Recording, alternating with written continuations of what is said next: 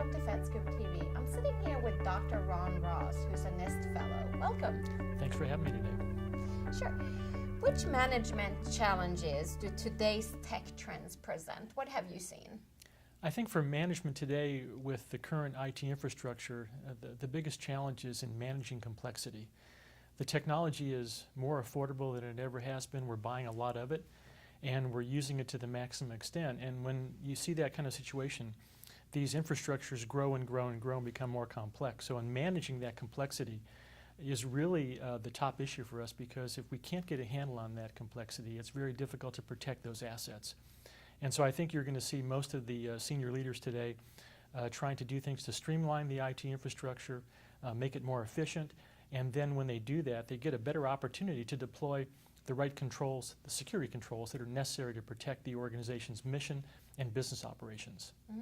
And the NIST cybersecurity framework was released not too long ago. Yes. What do you see in terms of future collaborations between industry and the government?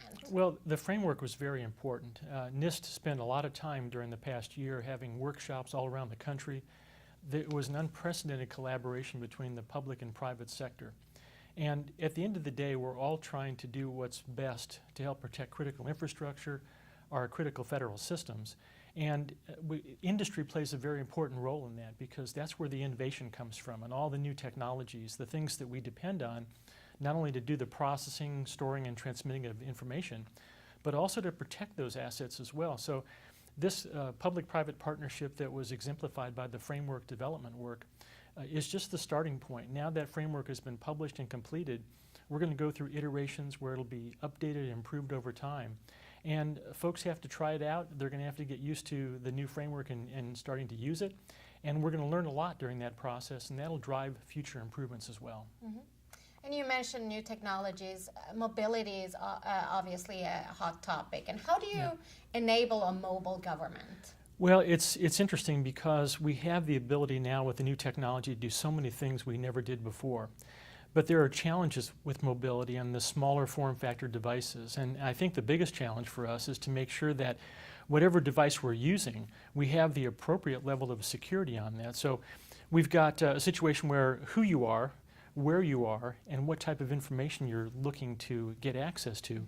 Those are all factors in how we provision our security controls. So if you're coming in remotely from a remote location and you're the Chief Information Security Officer, we may, and you want access to sensitive data, we may require a significantly increased number of controls on that device to make sure it's protected in the access of that information. On the other hand, there may be other information that's not quite as important, and we might have devices that are less provisioned with those controls. So it's going to always be about managing risk, and there are no perfect security solutions, but we have to be able to give our senior leaders enough information so they can make credible risk-based decisions and support the organization's mission and business operations.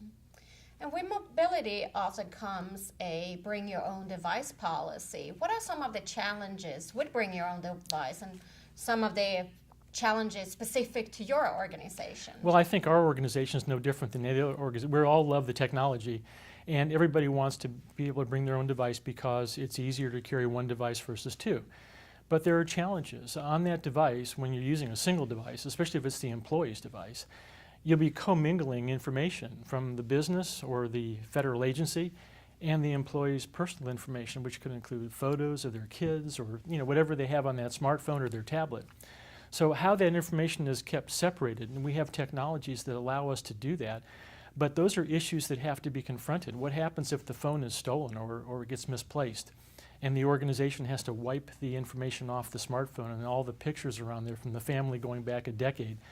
So there's those kinds of issues. There's a whole range of legal issues and things that we have to think through.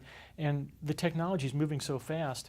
I think all of our societal things around that technology, we haven't caught up yet, but we will. And it'll be like every generation of new technology. We will struggle with it initially, we'll figure it out, and then we'll all be more productive down the road. Mm-hmm. And there are certainly challenges to figure out. Absolutely, absolutely. Dr. Ross, thank you so much for having for being on FedScoop TV. Thanks for having me today. Appreciate it very much. Thank you.